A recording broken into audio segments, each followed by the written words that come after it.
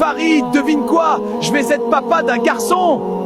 Où es-tu? On va fêter ça ce soir. Bon. Les filles, vous allez avoir un petit frère.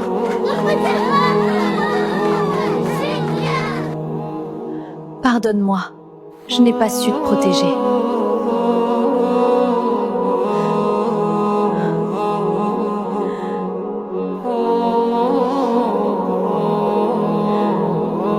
Six mois plus tard, le moment est arrivé. Les contractions commencent. Aïcha a mal, mais c'est pas seulement la douleur de l'accouchement. Dans son cœur, une autre douleur grandit. Elle sait ce qui l'attend. Elle sait que l'enfant qu'elle porte n'est pas le fils que son mari croit attendre.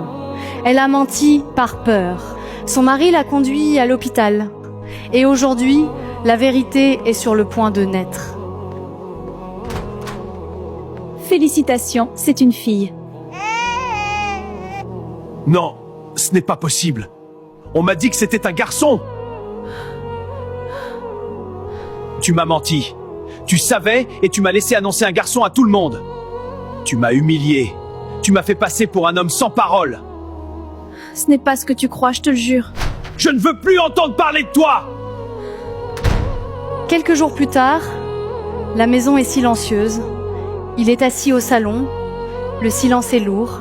Soudain, son regard se trouble. Son corps vacille. Il n'arrive plus à respirer. Il a peur. Il s'effondre. Quelques minutes plus tard, une grande ambulance arrive le chercher. On l'emporte d'urgence. Cette fois, la vie lui échappe.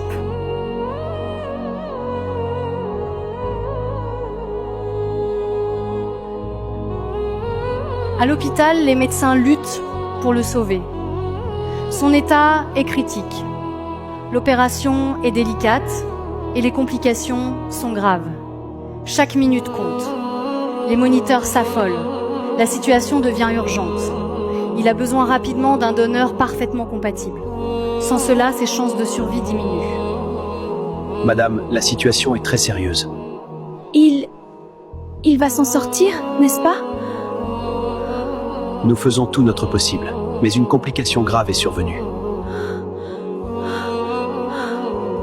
Il a besoin rapidement d'un donneur compatible. Compatible? Oui. Son groupe sanguin est rare. Sans transfusion compatible, ses chances diminuent. Testez-moi, prenez le mien. Nous l'avons déjà fait. Vous n'êtes pas compatible. Mes filles? Nous allons les tester. Mais le temps presse.